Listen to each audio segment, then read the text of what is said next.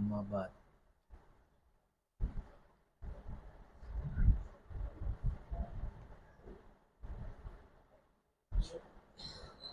رسول کریم صلی اللہ علیہ وسلم اپنے صحابہ کے درمیان بیٹھے ہوئے ایک دفعہ یوں فرمایا، ارے بنکر میں ہے،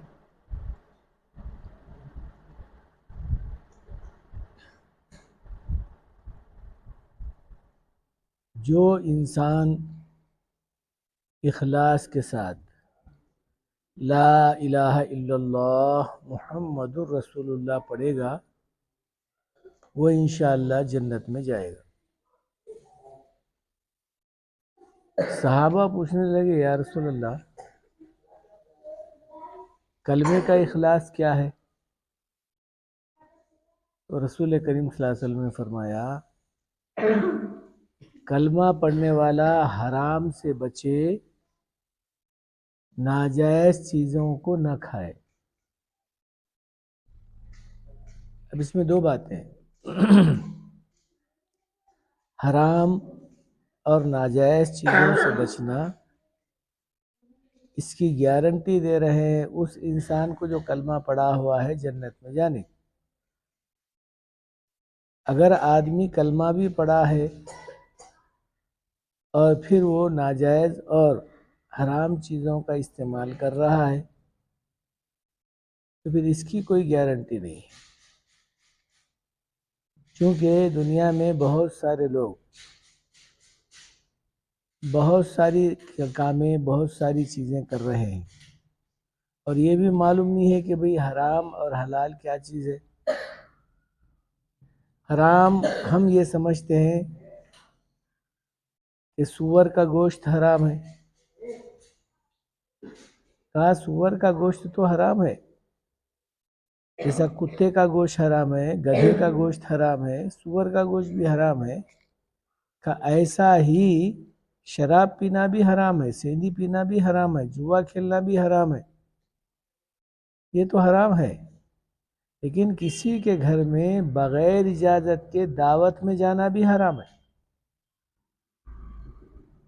کسی کے گھر میں دعوت تو دیا نہیں انہیں، اور دعوت تو ایک آدمی کی دیا، بچے کو ساتھ لے کر جا رہے، چل بیٹا چل دعوت میں جائیں گے.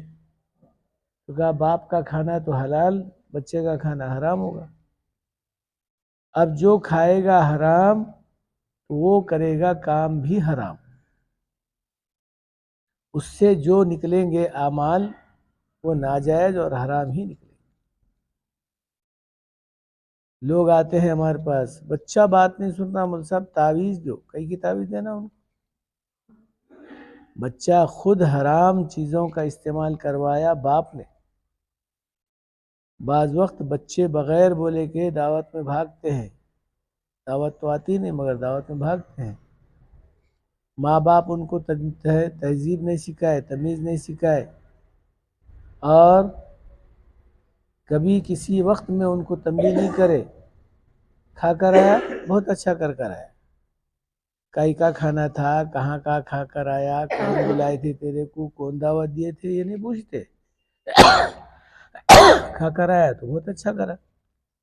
اکثر و بیشتر دعوتوں میں بچے بھاگ بھاگ جاتے ہیں، دعوت میں بیٹھ کے کھا جاتے ہیں. کیا بھئی دعوت آئی تھی؟ تو معلوم ہوا نہیں آئی تھی، سب کھا رہے تھے، ہم بھی کھا لیے. تو کہا ناجائز ہے کھانا، وہ بغیر بلائی کے کھانا ناجائز ہے. کہا ایسا ہی ہر وہ حرام چیز کھانے کے بعد عمل کے اعتبار سے آدمی کوئی اچھا کرنا چاہے تو نہیں اچھا ہوگا، برا ہی ہوگا. اور پھر یہ کلمہ اس کو آخر وقت تک صحیح راستے پر نہیں ڈالے گا، غلط راستے پر چلائے گا. کچھ لوگ معلومات نہ ہونے کی بنیاد پر غلط عمل کرتے ہیں. مثلا کوئی کسی کو پیسے دیا، اس سے کچھ زیادہ پیسے لیا تو کہا یہ سود ہوا. سود بول کر نہیں لیتے، انٹرسٹ اور بڈی بول کر نہیں لیتے. کہا تو تیرے کو میں 100 روپے دے رہا ہوں، تو 120 روپے دینا میرے کو ایک مہینے کے بعد.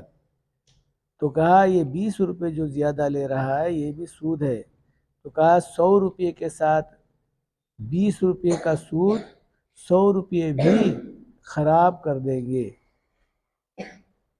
120 روپے وہ سود کے کہلائیں گے. تو سود کا کھانے والا بھی ناجائز اور حرام کا ہوا.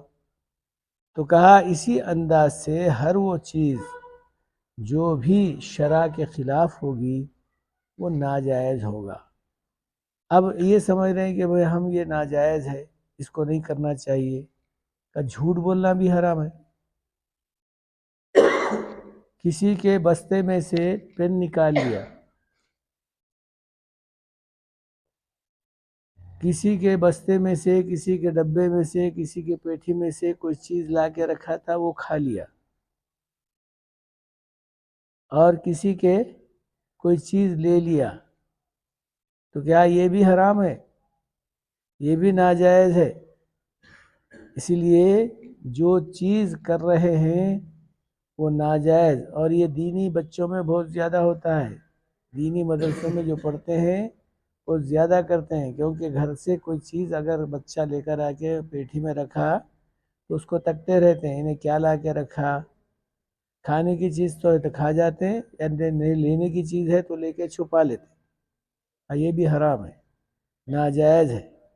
ایسی چیز کرنے سے کلمہ کوئی آدمی کو فائدہ نہیں پہنچاتا، بلکہ اس کو یوں کہا رسول کریم صلی اللہ علیہ وسلم نے کہ ایک کلمہ بجائے جنت میں لے جانے کے دوزخ میں لے کر جائے گا.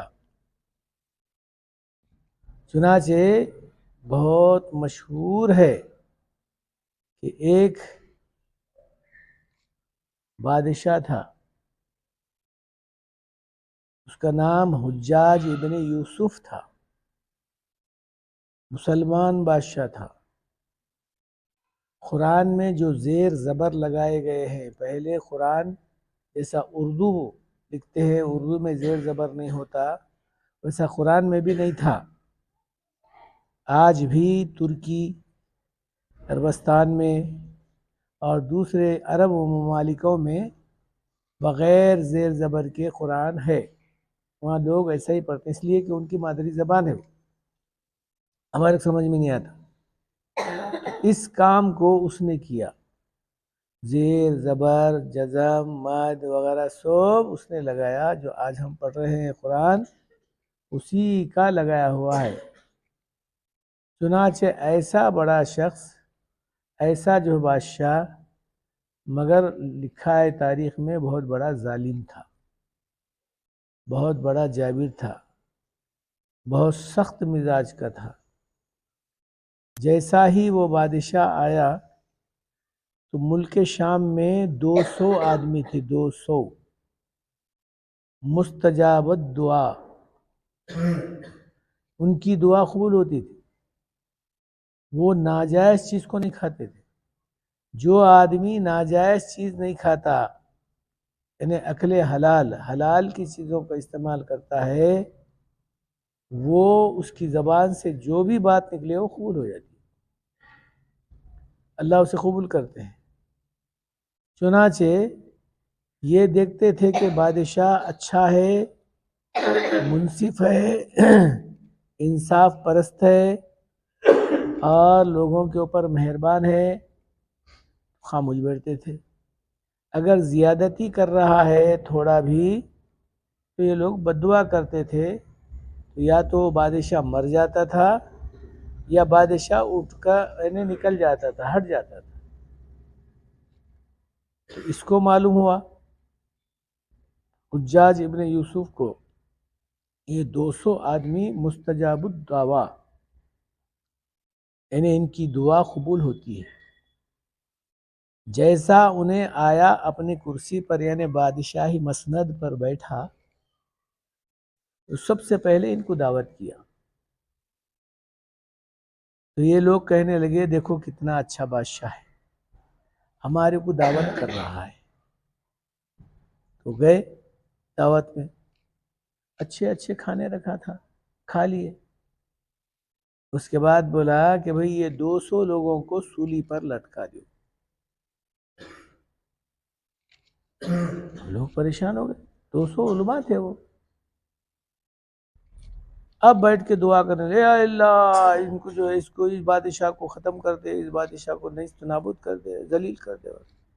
ان بولا دعا نہیں، الٹے پاوا کرو، نیچے پھسر کرو. اب دعا کر، تمہاری دعا قبول نہیں ہوتی، تمہاری دعا قبول نہیں ہوتی. ایک حدیث میں ہے، جو آدمی ناجائز ایک لقمہ کھائے 40 دن تک اس کی دعا قبول نہیں ہوتی. ایک درہم کا کپڑا، درہم کتنا رہتا؟ 1 روپے کی بندی ہوتی نا، اتنا رہتا. کوئی کپڑا اس کا 1 درہم کے اتنا بھی حرام کا ہے، جب تک جسم پر وہ کپڑا ہے نماز قبول نہیں ہوتی. ناجائز کھانے والے کی دعا قبول نہیں ہوتی. تب ظاہر بات ہے وہ بادشاہ کہنے لگا تو سر نیچے پیرا اوپر کر کے دعا کرو، اب کچھ نہیں ہوتا. دونوں بولے کیوں نہیں ہوتا؟ کہا کہ تم کو جو کھانا کھلایا ہوں وہ حرام کا کھانا ہے، ناجائز کھانا ہے. جب ناجائز کھانا کھاتے ہیں تو ان کی دعا قبول نہیں ہوتی. تو پھر 200 آدمیوں کو سولی پر لٹکا دیا. مستجاب الدعوات تھے وہ لوگ، یعنی دعا قبول ہونے والی تھی ان کی ہمیشہ، لیکن ایک وقت کا کھانا ان کی ساری زندگی کا معاملہ ختم کر دیا. تو کہا اسی طرح سے آدمی 25 سال تک نوکری کرے، ایمانداری سے کرے، دیانتداری سے کرے، امانت داری سے کرے، ایک وقت رشوت لیتے ہوئے پکڑا گیا، کیا ہوگا؟ ایک وقت رشوت لیتا ہوا پکڑا گیا تو کہا ساری زندگی بھر تک بدنام ہو جائے گا. صرف بدنام ہی نہیں ہوگا بلکہ نوکری سے چلا جائے گا. کئی لوگوں کو سننے میں آ رہا ہے بھئی پیسے لیتے ہوئے پکڑے گیا تو زندگی ختم ہو گئی، اب نوکری پر نہیں آ سکتا. آئیے ہمارے محلے میں سے کئی لوگ.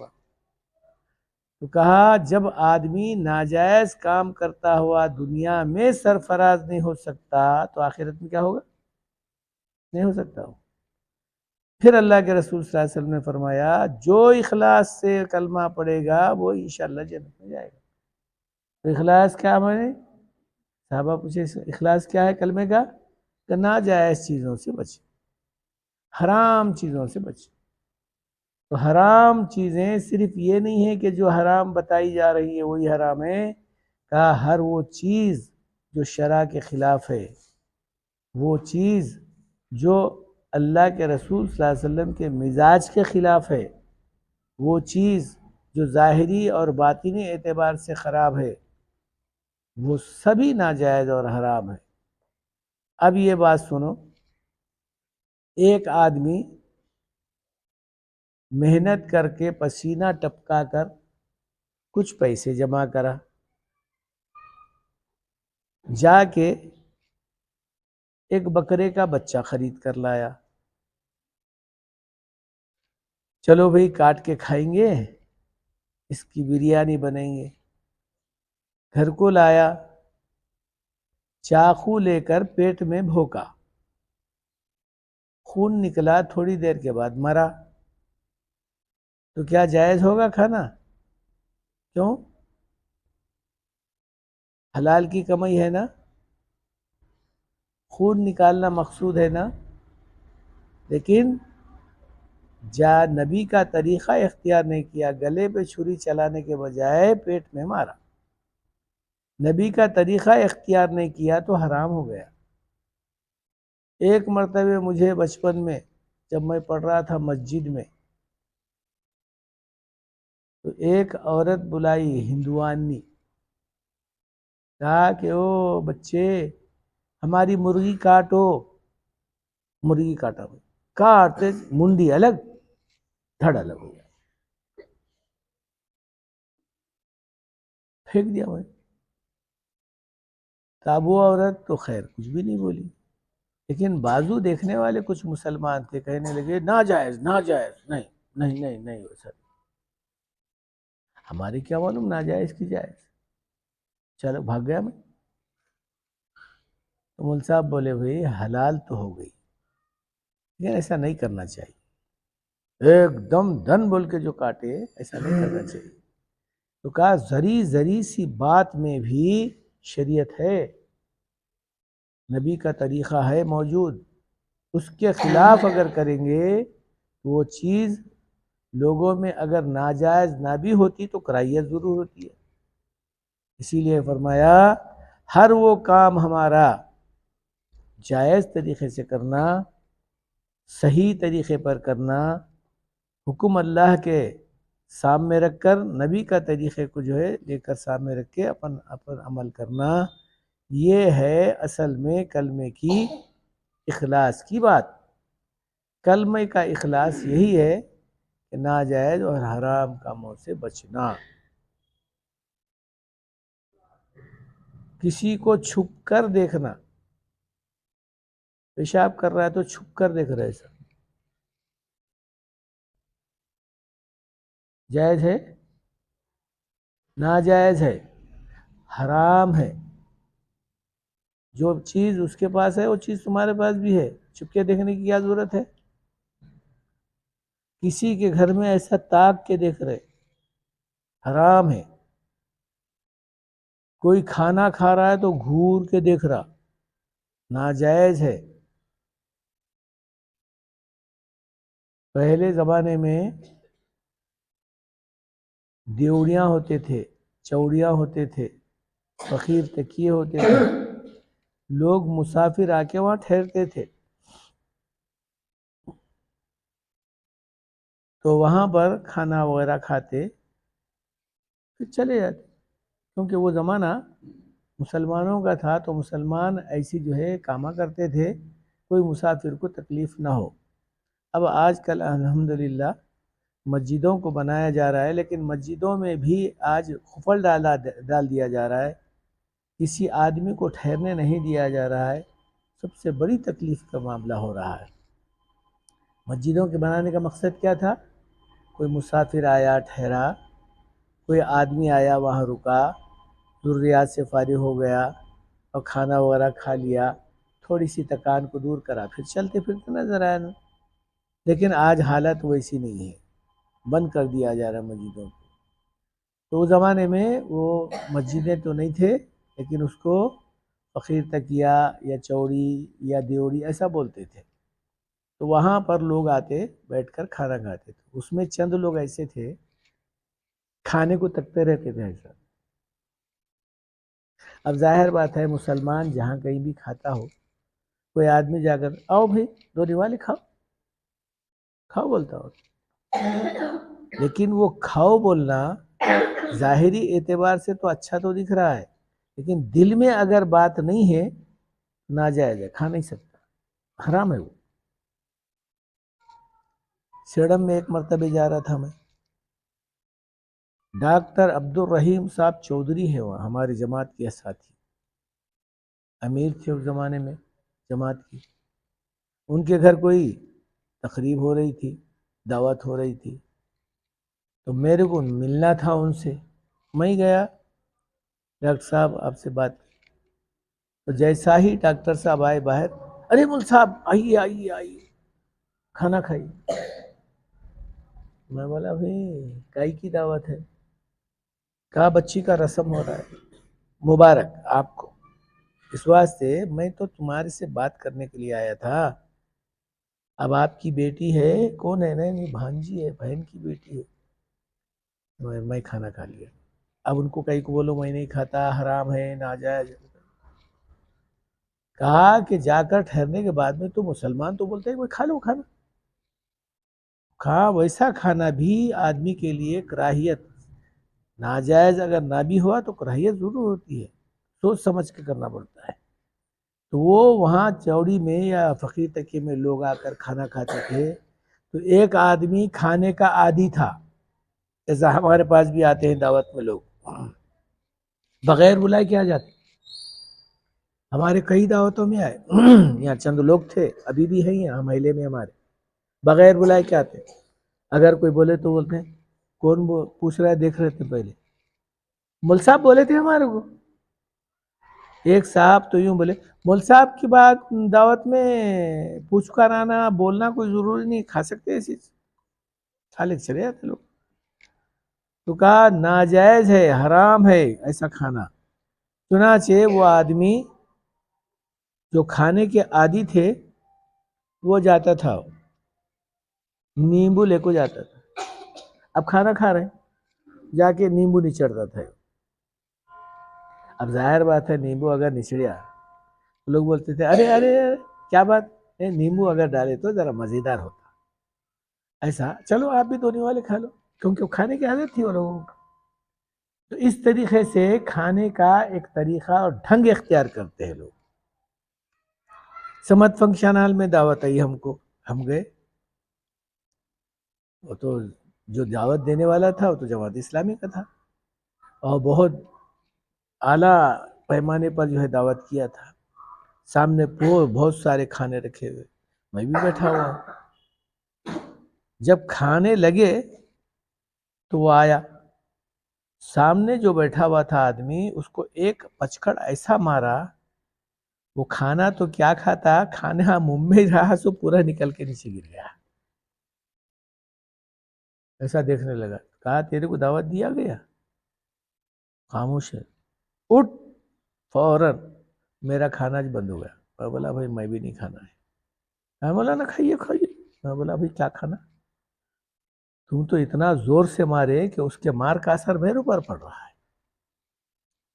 دھونے والے کھا لے کر چلے آتا، کیا فرق پڑتا تمہارا، کہا مولانا اگر ایسی ہی عادت اگر ڈالیں گے تو شاید ان کی زندگی پوری ناجائز اور حرام میں گزرے گی، میں بولا بھائی حرام اور ناجائز تو یہ لوگ اگر سمجھتے ہوتے تو یہاں تک ایک بات، خیر بہرحال دنیا میں بھی ناجائز اور حرام کی چیزیں کھانے کی وجہ سے بعض وقت بے عزتی بھی ہوتی ہے اور جوتے بھی کھاتے ہیں اور لوگوں میں بدنام بھی ہوتے ہیں، اب اللہ میاں کے پاس تو بدنام ہوتے، تو اللہ کے رسول صلی اللہ علیہ وسلم نے فرمایا کلمے کا اخلاص یہی ہے کہ وہ ناجائز چیزوں سے بچے، حرام چیزوں سے، حرام کھانے سے بچے، جب آدمی ان چیزوں سے بچتا ہے یہی وہ کلمہ ہوگا جس کی وجہ سے انسان جنت میں جائے گا، بچیں گے، اللہم صلی علی سیدنا شفیعنا نبینا حبیبنا مولانا محمد وعلی آل سیدنا مولانا محمد بارک وسلم، اللہم حفظنا من کل بلاء الدنیا وعذاب الآخرہ، اللہم ارحم کما ربیانی صغیرا، ربنا ربی المقیم الصلاة ذریت ربنا وتقبل دعا، لا الہ الا انت سبحانک انی کنت من الظالمین، الف لام میم اللہ لا الہ الا هو الحی القیوم، صلی اللہ تعالی علی خیر خلقہ محمد وآلہ وصحبہ اجمعین برحمتک یا ارحم الراحمین۔